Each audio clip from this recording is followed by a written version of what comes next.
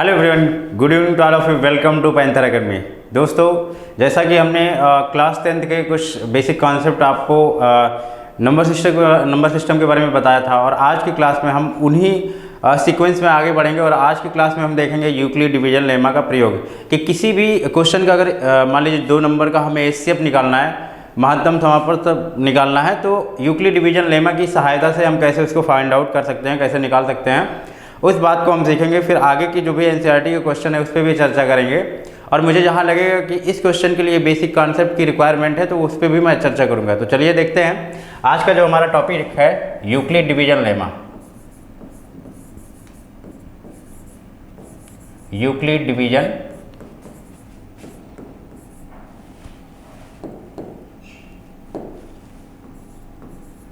Lemma. अब ये है क्या यूक्लिड डिवीजन लेमा? ठीक है, देखिए, मान लीजिए अगर हमारे पास कोई नंबर लिखा गया है, जैसे मान लीजिए 37 को आप 18 से डिवाइड करना चाहते हैं। ठीक है, तो इसको डिवाइड कर सकते हैं कैसे, थोड़ा इधर लिख लेते हैं।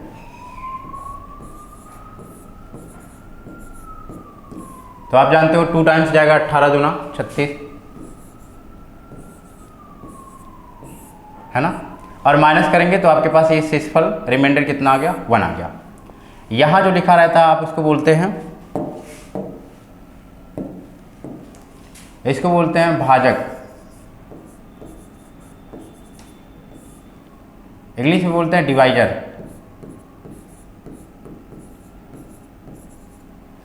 ये आपके पास होता है डिविडेंड,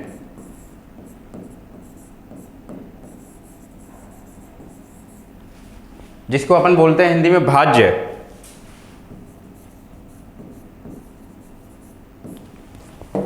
क्या बोलते हैं? भाज्य बोलते हैं। ठीक है, अगला ये आपका होता है भागफल।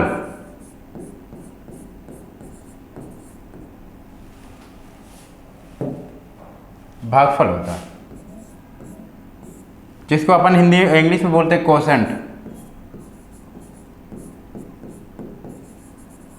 और ये जो लास्ट बचता है इसको हम लोग नाम देते हैं रिमाइंडर, यानी कि शेषफल। रूबरू होंगे आप इस बात से। इसको बोलते हैं हिंदी में शेषफल और इंग्लिश में बोल देते हैं रिमाइंडर।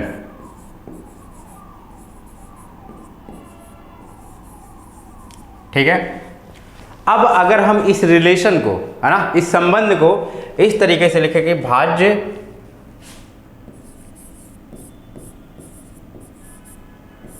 बराबर भाजक गुणा भागफल, भाजक गुणा भागफल, और plus शेषफल,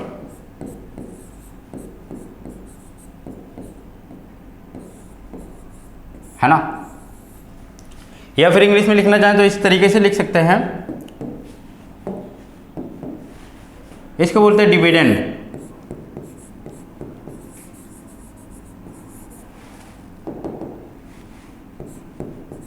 dividend equal to divisor into quotient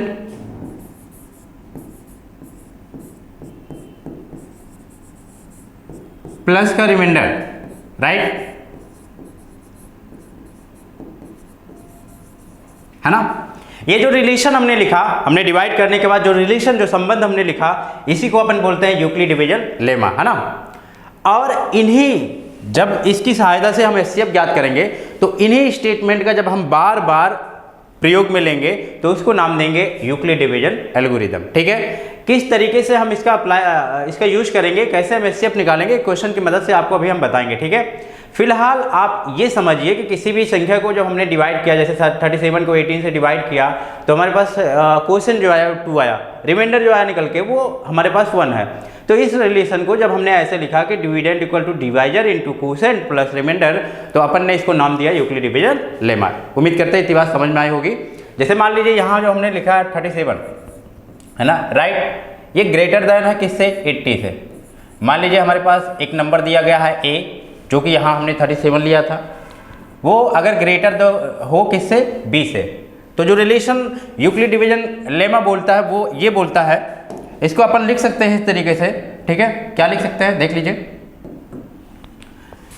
ये आपका नंबर है ए जो ग्रेटर देन है बी से, यानी बी आपका डिवाइजर है, तो ए इक्वल टू होगा, डिवाइजर क्या है बी, और जब हम ए को बी से डिवाइड करेंगे तो हमारे पास क्वोशेंट भी आएगा, तो यहाँ हम क्वोशेंट से मल्टीप्लाई करते हैं और प्लस क्या आएगा, रिमाइंडर, है ना।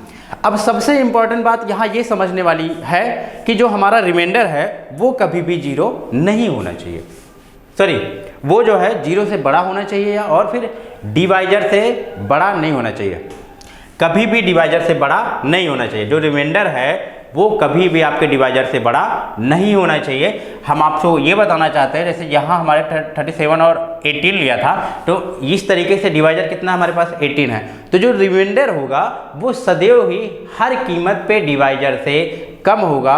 से रिमाइंडर जो है शेषफल जीरो भी हो सकता है या फिर उससे ज़्यादा होगा, यानी कि जो रिमाइंडर होगा वो या तो जीरो हो जाएगा या फिर जीरो से हमेशा क्या रहेगा, ज़्यादा रहेगा।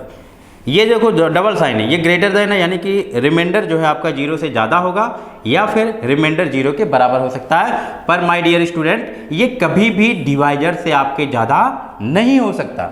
जैसे ही रिमाइंडर आपके डिवाइजर से ज़्यादा होगा फिर हम क्या करेंगे, फिर से उसको डिवाइड कर देंगे, ठीक है। तो ये तो तरीका हुआ कि कैसे हमें बताना है कि हाँ भाई यूक्लिड डिवीजन लेमा की सहायता से हम एचसीएफ निकालने वाले हैं, ठीक है। अब एक क्वेश्चंस की मदद से हम यूक्लिड डिवीजन लेमा को अप्लाई करते हैं, ठीक है। आप इसको नोट कर लीजिए, फिर मैं मिटाता हूँ। उम्मीद करते हैं कि बातें समझ में आई होंगी आपको। चलिए अगला स्लाइड लेते हैं। जैसे मान लीजिए लिखा गया है, एक क्वेश्चन लेते हैं, उसकी मदद से आपको समझाते हैं, ठीक है।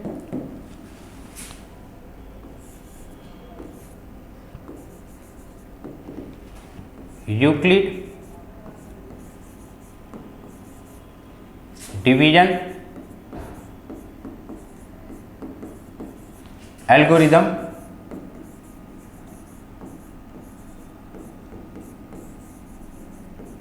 यूक्लिड विभाजन प्रमेय की सहायता से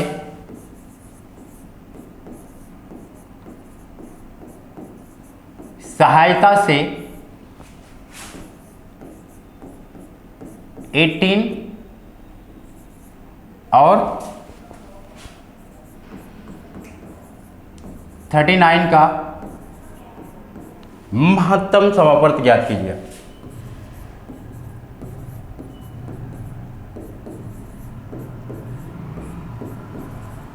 ठीक है, राइट। तरीका क्या हमारे पास वही है। देखिए क्या करते हैं, यहाँ हमारे पास 18 था, इसको डिवाइड कर लीजिए। 18 से डिवाइड करेंगे कितनी दफ़ा जाएगा, 2 टाइम्स जाएगा, तो ये होगा 18 दूना 36, राइट। यहाँ माइनस कर देंगे, कितना आ गया, 3 आ गया। अब चूंकि यहाँ हमें क्या देखने को मिल रहा है, जो 39 है वो 18 से ज़्यादा है। 39 जो है वो क्या है, 18 से ज़्यादा है। तो यूक्लिड डिवीजन लेमा का प्रयोग करेंगे, है ना। यूक्लिड डिवीजन लेमा का प्रयोग करेंगे, और यही जब हम बार बार यूक्लिड डिवीजन लेमा का उपयोग करेंगे तो उसी को हम नाम देंगे एल्गोरिदम, ठीक है। तो यहाँ हम देख सकते हैं 39 ग्रेटर देन है 18 से, तो यूक्लिड डिवीजन लेमा की प्रयोग से, है ना, बाई यूक्लिड डिवीजन लेमा, ठीक। इसको हम लिख सकते हैं, ये हमारे पास है डिविडेंड, ये हमारे पास है डिवाइजर, ये है अपना क्वोशेंट और ये है रिमाइंडर, राइट। तो इसको हम लिख सकते हैं, क्या लिख सकते हैं भाई, 39 इक्वल टू, फिर क्या लिखेंगे, आपका डिवाइजर होगा 18 है, जो कि 18 इंटू, फिर भाई अब क्या होगा, क्वोशेंट होगा आपका 2 है, और प्लस का क्या होगा, रिमाइंडर है, क्या 3 है। अब क्या बात निकल के आ रही है, यूक्लिड डिवीजन लेमा क्या कहता है, चूंकि शेषफल, देखिए इस बात को समझिए, जब ये प्रोसेस करते करते हमारा शेषफल 0 आ जाएगा, उस समय जो आपका डिवाइजर होगा उस समय जो आपका भाजक होगा वही आपका HCF हो जाएगा। ठीक है, तो जब तक शेषफल 0 नहीं आ जाता है यही स्टेप हम बार बार लिखते रहेंगे, करते रहेंगे। ठीक है, चलिए देखते हैं, थोड़ा छोटा लिखते हैं भाई, चूंकि शेषफल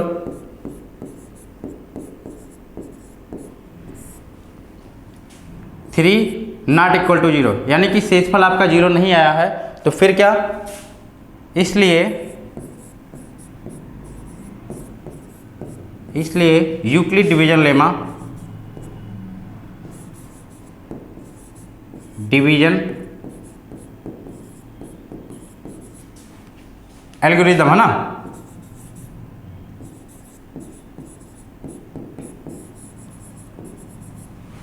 यूक्लिड डिवीजन एल्गोरिथम का प्रयोग किस पे करेंगे अब, 18 और 3 पर करने पर, 18 तथा 3 पर करने पर फिर से वही प्रोसेस करेंगे। अब क्या हो गया भाई, देखो तरीका देख लीजिए, हमने 39 को 18 से डिवाइड किया, शेषफल 2 आया, सॉरी हमने 39 को 18 से डिवाइड किया, कितना भागफल 2 आया और शेषफल कितना आया 3। अब तरीका क्या होता है कि अब 3 से जो हमारा डिवाइजर था उसको डिवाइड करेंगे। ठीक, कितने टाइम्स जाएगा, 3 6 जा 18, तो 3 6 जा 18, और हम क्या देख रहे भैया, अब ये क्या आ गया, शेषफल आपका 0 आ गया, रिमाइंडर क्या आ गया, 0 आ गया। तो उस कंडीशन में जब हम यूक्लिड डिवीजन लेमा का प्रयोग कर रहे होंगे तो जब शेषफल 0 आ जाएगा उस समय जो डिवाइजर होगा उसी को क्या बोलेंगे हम, वही हमारा HCF होगा, महत्तम समापवर्त होगा। तो स्टेप 2 क्या होगा, ये तो स्टेप फर्स्ट था, पहला स्टेप था हमने किया है ना। अब स्टेप 2 आ गया, फिर से वे प्रक्रिया करेंगे, क्या करेंगे, लिखेंगे 18 इक्वल टू, नहीं यहाँ लिखेंगे 18 ग्रेटर देन है किससे, 3 है,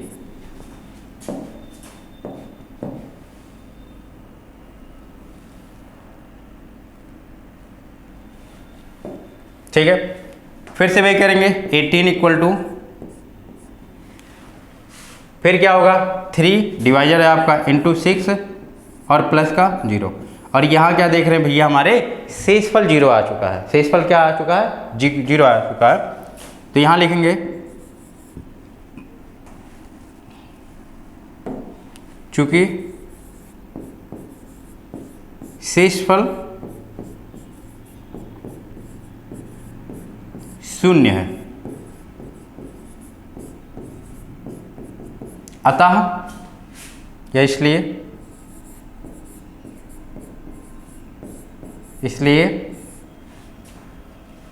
18 और 39 का, 18 और 39 का HCF कितना होगा भाई, इस समय जो आपका डिवाइजर होगा वही HCF हो जाएगा, HCF 3 होगा। ठीक है, उम्मीद करते हैं समझ में आएगा। एक बार दोबारा से देख लीजिए, कोई भी नंबर जब हमें 2 नंबर दिया जाएगा उसका HCF निकालने के लिए बोलेगा हमसे, तो हम क्या करेंगे, यूक्लिड डिवीजन लेमा की सहायता से इसको फाइंड आउट करेंगे। और ऐसा करने के लिए हमें सबसे पहले यहाँ डिवाइड कर लेना है, फिर यूक्लिड डिवीजन लेमा का प्रयोग करना है। हम लिखेंगे dividend equal to divisor into quotient plus remainder, यानी कि भाज्य बराबर भाजक गुणे भागफल प्लस शेषफल। फिर हम यहाँ देख रहे हैं, यहाँ हमारे पास शेषफल 0 नहीं है, तो हम लिखेंगे चूंकि शेषफल नॉट इक्वल टू 0, यानी कि 0 के बराबर नहीं है, इसलिए यूक्लिड डिवीजन एल्गोरिथम का प्रयोग 18 तथा 3 पे करने पर। फिर यहाँ पर दूसरा स्टेप हो गया, 18 ग्रेटर देन 3, फिर से डिवाइड करेंगे। डिवाइड करने के बाद हमारे पास क्वेश्चन 6 आया और शेषफल 0 आ गया, और फिर से हम वही लिखेंगे 18 इक्वल टू 3 इंटू 6 प्लस 0। तो चूंकि शेषफल क्या हो गया, 0 हो गया, इसलिए 18 और 39 का यानी 39 का जो HCF होगा वो कितना होगा, 3 होगा। उम्मीद करते हैं बात आपको समझ में आई होगी, इसको आप नोट कर लीजिए। फिर हम दूसरा क्वेश्चन देखते हैं और थोड़ा और बातें सीखते हैं यूक्लिड डिवीजन लेमा की। ठीक है, चलिए अगला देखिए, अगला क्वेश्चन है आपके पास, क्वेश्चन नंबर 2 है Euclid division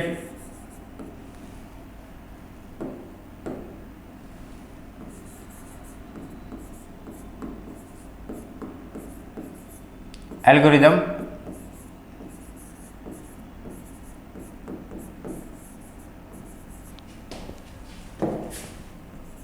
Euclid division algorithm की सहायता से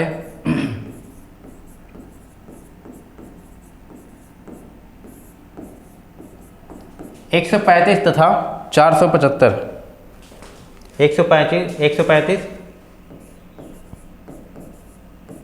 तथा 475 का महत्तम समापर्त या एचसीएफ निकालिए, का महत्तम समापर्त ज्ञात कीजिए।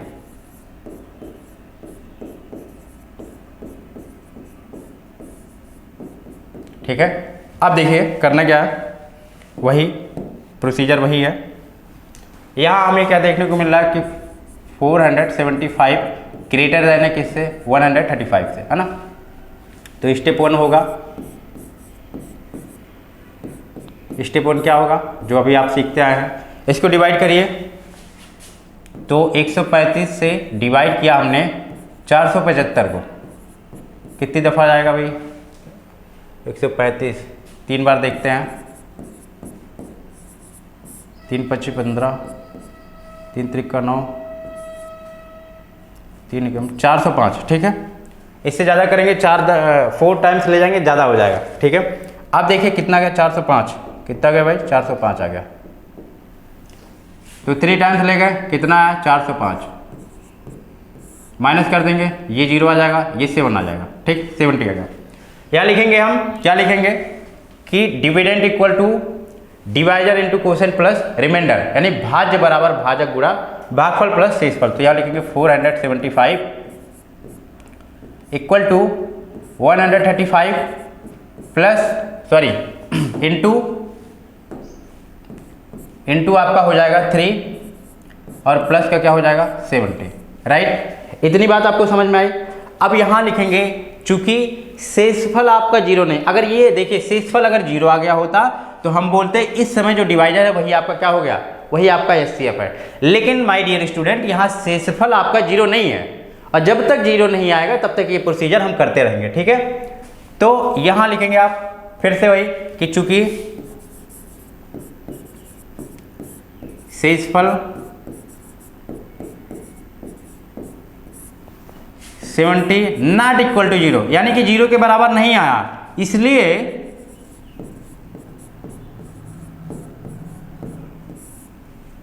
इसलिए यूक्लिड डिवीजन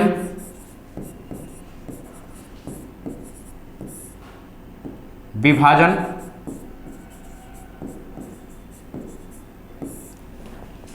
प्रमेयिका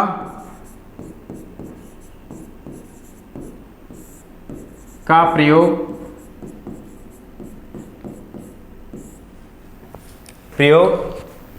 किस पे करने पे भाई, 70 और 135 70 तथा 135 पर करने पर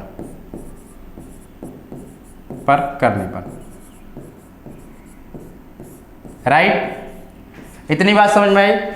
अब देखिए हम क्या करेंगे, फिर से वही काम करेंगे जो पहले किया है, उसको डिवाइड करेंगे और डिवाइड करने के बाद वहाँ फिर से लिखेंगे। ठीक है, इसको थोड़ा इधर कर देते हैं, ये आपका रहा।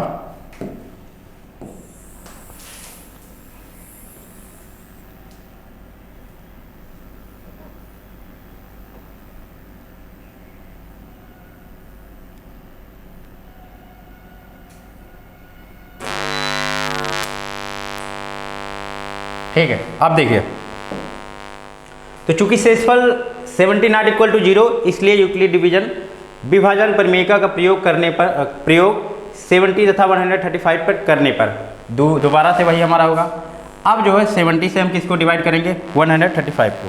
देख लीजिए, 135 को हमने डिवाइड किया 70 से, कितनी दफ़ा जाएगा, 2 टाइम्स ले जाएंगे ज़्यादा हो जाएगा ना, 2 बार ले जाएंगे ज़्यादा हो जाएगा, तो एक ही दफ़ा ले जाते हैं।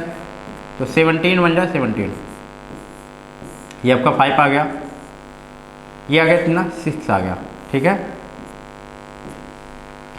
फिर से वही काम, फिर से लिखेंगे कि यहाँ शेषफल हमें 0 नहीं मिला है, यानी 65 आया है। तो वही काम फिर से हम करेंगे, यहाँ लिखेंगे कि क्या डिविडेंड आपके कितना है 135 है, इक्वल टू, फिर आपका कोस डिवाइजर कितना है 70, कोसेंट भागफल कितना भैया 1 है, और प्लस शेषफल कितना है 65 आ गया। ठीक, इतनी बात समझ में आई। अब यहाँ हमें क्या देखने को मिल रहा है कि यहाँ भी शेषफल 0 नहीं आया है, और जब तक शेषफल 0 नहीं आएगी यही प्रक्रिया हम दोहराते रहेंगे। तो यहाँ लिखेंगे चूंकि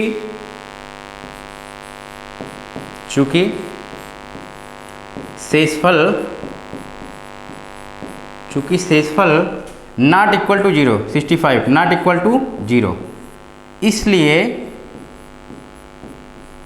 इसलिए भैया यूक्लिड विभाजन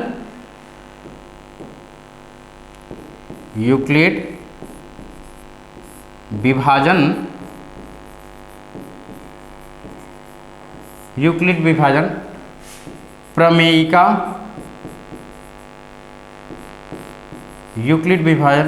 का प्रयोग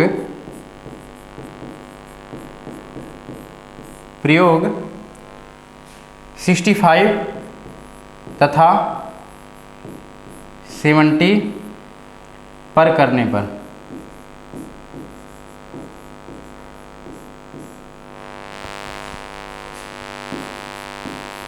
राइट। जगह नहीं है हमारे पास, जगह बना लेते हैं।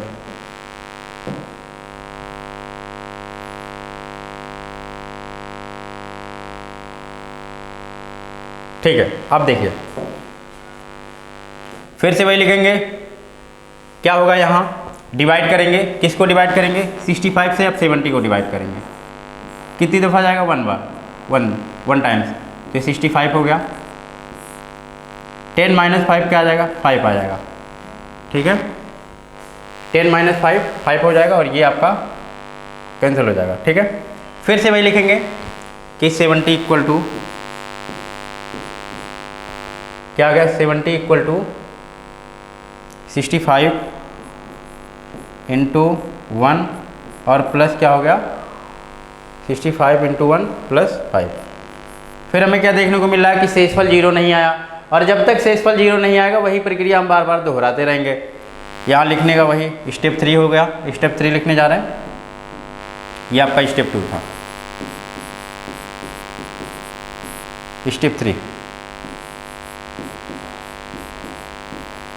है ना, चूंकि शेषफल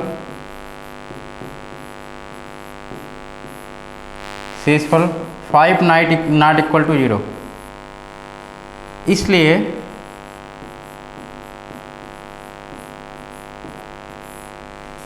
यूक्लिड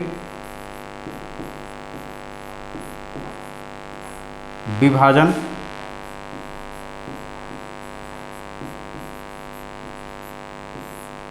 प्रमेयिका का प्रयोग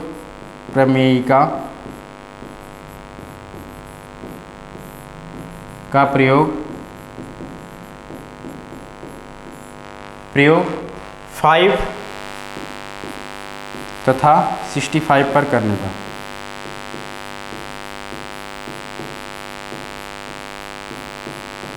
राइट, अब देखिए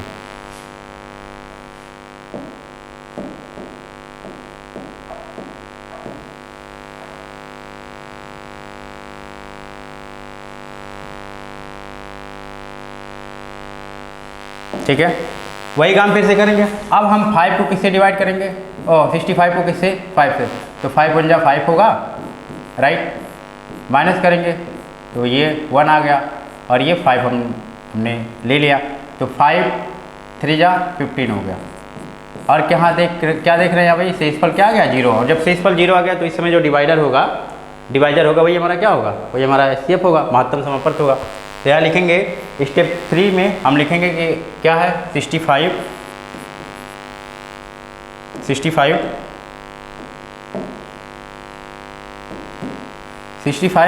क्या है, ग्रेटर है किससे भैया, 5 से। तो अगला स्टेप हमारा वही होगा कि 65 इक्वल टू कितना आया है, 5 इंटू 13 प्लस क्या रिमाइंडर कितना आ गया, 0 आ गया। ठीक है, तो यहाँ हमारा अगला स्टेप होगा। ठीक है, चूंकि शेषफल शून्य है, क्या है, शून्य है, अतः कितना कितना हमने लिया था, 135 तथा 475 का महत्तम समापर्त कितना होगा, 5 होगा, है ना। और यही आपका SCF हो जाएगा, कितना होगा, 5 होगा। इसको नोट करिए, फिर आगे कुछ और बातें करते हैं।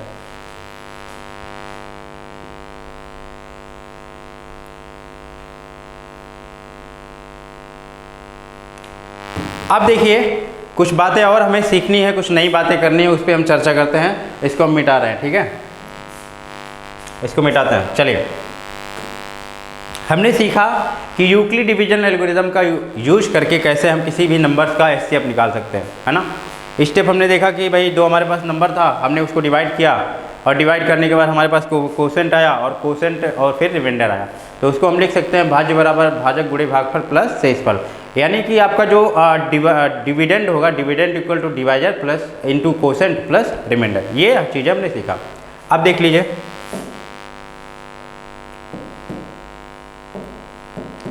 यूक्लिड डिवीजन लेमा मान लीजिए दिया गया, यूक्लिड डिवीजन लेमा, राइट। तो यहाँ चार ऐसे चार टर्म दिखेंगे हमें, A दिखेगा, B दिखेगा, Q दिखेगा और R दिखेगा, ठीक है। तो यहाँ क्या लिखेंगे, माना A तथा B एक धनात्मक पूर्णांक है,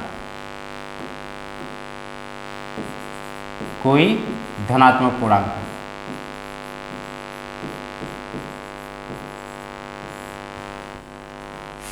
है,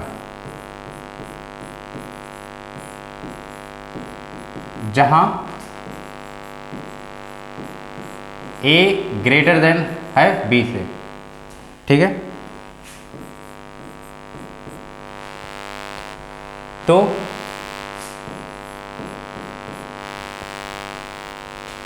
B से A को भाग देने पर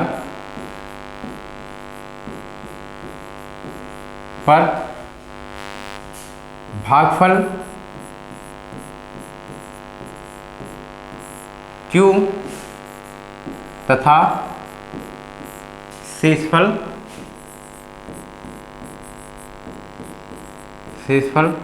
R होगा। इस रिलेशन को ऐसे ही करेंगे, यहाँ आपके पास ये रहेगा, B से डिवाइड करेंगे, यहाँ कोसेंट आएगा और यहाँ क्या आएगा, रिमाइंडर आएगा, राइट। यहाँ आपका रिमाइंडर होगा, ठीक है।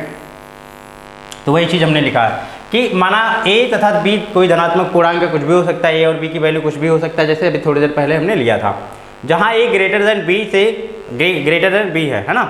तो B से A को भाग देने पर हमारे पास भागफल Q होगा तथा शेषफल R होगा। और इस रिलेशन को अगर हम यूक्लिड डिवीजन प्रमेय की सहायता से लिखेंगे तो कैसे लिख सकते हैं, A इक्वल टू होगा B into Q plus R, क्या होगा, B into Q plus R। अब देखिए दूसरी सबसे इंपॉर्टेंट बात, R के बारे में बात करें तो R जो है 0 से बराबर हो सकता है या फिर 0 से क्या होगा, बड़ा होगा, और फिर किससे छोटा होगा, B से छोटा होगा। ये जो रिलेशन है ना, ये बड़ी कमाल की चीज़ है, ये जो रिलेशन है बड़े कमाल की चीज़ है। जैसे इस बात को ऐसे समझिए कि अगर भैया हम 3 को 7 को 3 से डिवाइड करें तो 3 2 जा 6 होगा, -1 आ गया, राइट। तो देखिए ये जो शेषफल आया है ना, ये शेषफल किसी भी कीमत पे इससे ज़्यादा नहीं हो सकता, 3 से ज़्यादा नहीं हो सकता। तो इसी पे हम चर्चा करने जा रहे हैं कि अगर हम किसी भी संख्या को, किसी भी पूर्णांक को किसी दूसरे पूर्णांक से डिवाइड करते हैं तो वहाँ शेषफल की क्या कंडीशन है, शेषफल क्या क्या आ सकती है। हमने कहा कि शेषफल जो है वो कभी भी भाजक से ज़्यादा नहीं हो सकता। और अगर हम किसी भी नंबर को किसी भी दूसरे नंबर से डिवाइड कर रहे हैं तो शेषफल आ क्या क्या सकता है। यहाँ हमने रिलेशन बताया कि जो आर है वो बी आपका डिवाइजर है, भाजक से ज़्यादा हो ही नहीं सकता, संभव ही नहीं है। वो या तो 0 हो सकता है या फिर 0 से ज़्यादा होगा। चलिए इस बात को और समझते हैं। देखिए जैसे हमने लिखा ये 15 है ना, और ये रहा 14, 15 रहा और 14 रहा, और इसको हम क्या कर रहे हैं 2 से डिवाइड कर रहे हैं, इसको क्या कर रहे हैं 2 से डिवाइड कर रहे हैं। तो हमने 2 से डिवाइड किया 14 को, 2 से 7 जा 14, शेषफल कितना आ गया 0 आ गया, शेषफल 0 आ गया। इसका मतलब जब हमने 2 से 14 को डिवाइड किया तो रिमाइंडर कितना आया 0 आया, राइट। अब देखिए अगला जो नंबर हमारे पास 15 है, जब हम 15 को 2 से डिवाइड करेंगे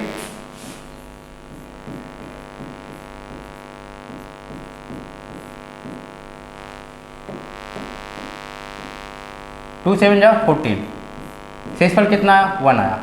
यानी कि जब हमने 15 को 2 से डिवाइड किया तो हमारे पास रिमाइंडर कितना आया 1 आया, कितना आया 1 आया। ऐसे देखते चलिए और कुछ एग्जांपल लेते हैं। अभी इसका जो सार निकल के आएगा, जो इसका कॉन्सेप्ट यहाँ से हमें मिलेगा उसको हम दिखाते हैं। जैसे मान लीजिए दूसरा नंबर हमारे पास 14 ले लिया हमने, 15 ले लिया, कितना ले लिया 15, और हम इसको किससे डिवाइड कर रहे हैं 3 से। अगला नंबर हमने ले लिया 16, इसको भी किससे डिवाइड कर रहे हैं 3 से। अगला नंबर ले लिया 17, इसको भी किससे डिवाइड कर रहे हैं 3 से। तो रिमाइंडर क्या क्या आ सकता है, शेषफल क्या क्या आ सकता है। जब हम 15 को 3 से डिवाइड करेंगे तो 3 5 जा 15 हो गया, शेषफल कितना आ गया 0 आ गया। तो आप कहोगे कि सर जी जब हमने 15 को 3 से डिवाइड किया तो शेषफल कितना आया, रिमाइंडर कितना आया 0 आया। अगला यहाँ हम 3 से 16 को डिवाइड कर दे रहे हैं तो 3 5 जा 15 हो गया। तो आपको क्या देखने को मिला, रिमाइंडर कितना आ गया, शेषफल कितना आ गया 1 आ गया। तो यहाँ से हमें ये बात निकल के आया कि जब 16 को हम 3 से डिवाइड करते हैं तो शेषफल कितना आता है 1 आता है, ठीक। अगला देख लीजिए, जब हम 17 को 3 से डिवाइड कर रहे हैं कितना मिल रहा है, ज़्यादा हो जाएगा, 6 टाइम्स ले जाएंगे है ना, तो 5 टाइम, शेषफल कितना आ गया 2 आ गया, है ना। तो यहाँ आपका रिमाइंडर कितना आ गया 2। ध्यान दीजिएगा जो बात मैं आपको समझाने वाला हूँ।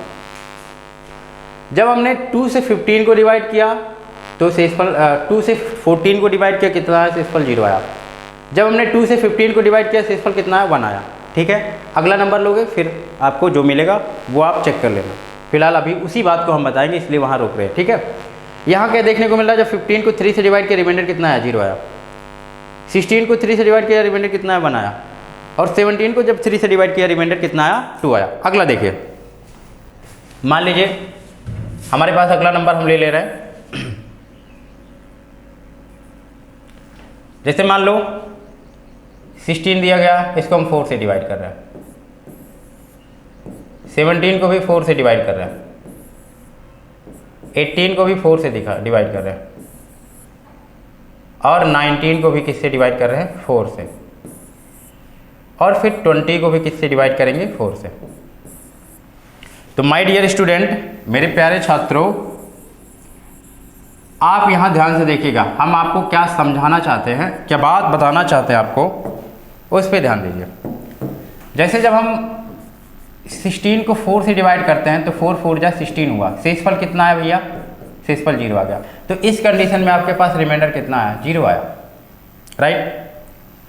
अब हम 17 को जब 4 से डिवाइड कर रहे हैं तो 4 4 जा 16 होगा, रिमाइंडर कितना आ गया 1 आ गया, यानी रिमाइंडर यहाँ कितना आया 1 आया।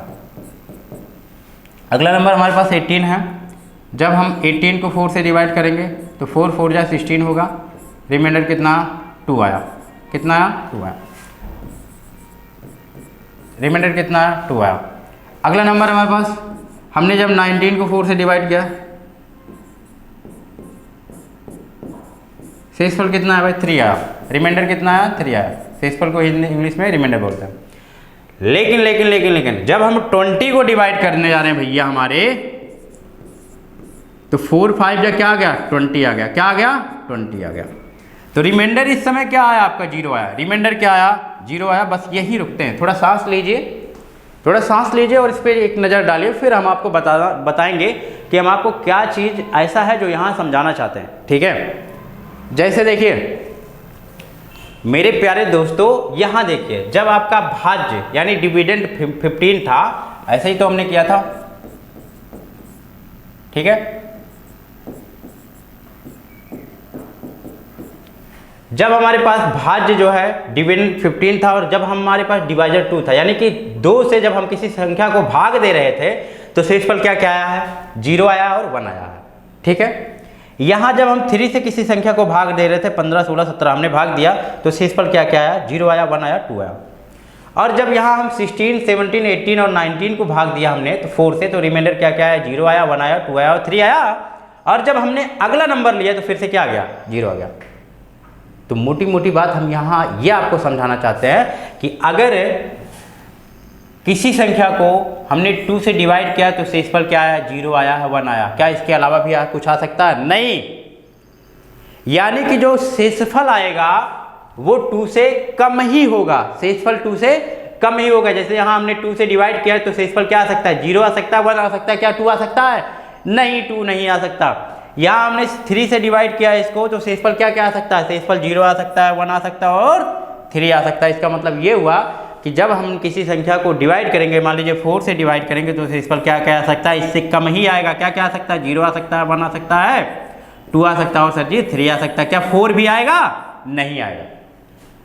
यहाँ देखिए जब हमने किसी संख्या को 4 से डिवाइड किया तो शेषफल क्या आया 0 आया, 1 आया, 2 आया और 3 आया। क्या 4, अरे 4 नहीं आया। अगला नंबर जब हमने डिवाइड किया फिर से क्या आ गया 0 आ गया। इस बात को ऐसे समझाना और बताते हैं। अगर हम किसी नंबर को 4 से डिवाइड कर रहे हैं, मान लीजिए 18 हो गया, 4 से डिवाइड कर रहे हैं ना, कुछ भी आएगा भाग देने पर आप देख लीजिएगा, तो शेषफल क्या क्या आ सकता है सर, आपका कहोगे 0 आएगा, 1 आएगा, 2 आएगा और 3। क्या 4 आएगा नहीं, शेषफल 4 आ ही नहीं सकता।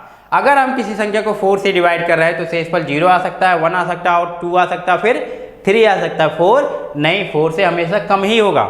मान लीजिए आप कहोगे सर किसी संख्या को हम 5 से डिवाइड कर रहे हैं, 19 है, आप कहोगे सर हम किसी संख्या को, जैसे 19 को हम 5 से डिवाइड कर रहे हैं ना, किसी संख्या को हम 5 से डिवाइड कर रहे हैं तो शेषफल क्या क्या आ सकता है। जैसे मान लीजिए यहाँ हम नंबर नहीं लिख रहे हैं, इस बात को देखिए, यहाँ हम नंबर नहीं लिख रहे हैं, हमने मान लिया कि यहाँ कोई वैल्यू होगी तो अगर किसी संख्या को, यहाँ कुछ भी हो सकता है, किसी संख्या को हम 5 से डिवाइड कर रहे हैं तो शेषफल क्या क्या आ सकता है। आप कहोगे सर शेषफल 0 आ सकता है, 1 आ सकता है, 2 आ सकता है, 3 आ सकता है, 4 आ सकता है, क्या 5 आएगा।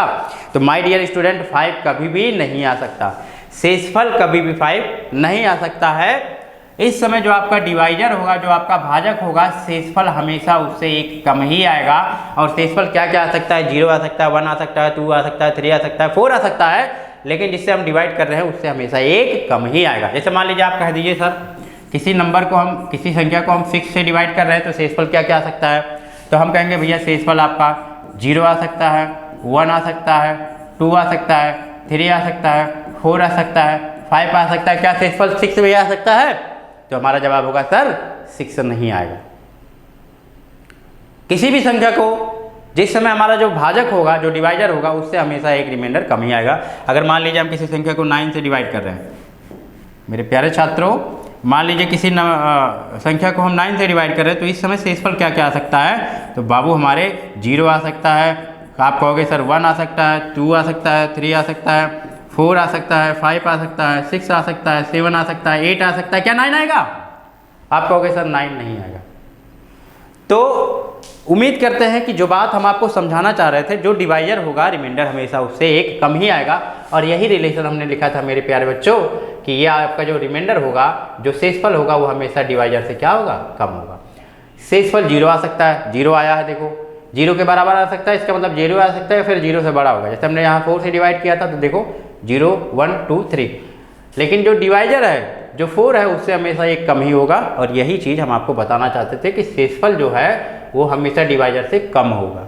बात समझ में आए? तो उम्मीद करते हैं मेरे प्यारे छात्रों आपको हर एक स्टेप, हर एक क्वेश्चन, हर एक बात हमारी समझ में आई होगी, और ऐसे ही आप मुस्कुराते रहिए, पढ़ते रहिए, एंजॉय करते रहिए, क्योंकि जीवन में अगर आप सफल होना चाहते हैं तो सबसे ज़्यादा इंपॉर्टेंट जो प्रायोरिटी होनी चाहिए वो आपकी पढ़ाई पे होनी चाहिए। बाकी दुनिया तो देखने के लिए पूरे जीवन अभी पड़ा है आपका, ठीक है। तो मैं आपको यही सजेस्ट करूँगा, आप पढ़ाई भी करते रहिए, खेलते कूदते रहिए, एंजॉय करते रहिए। मिलते हैं नेक्स्ट क्लास में। Thank you.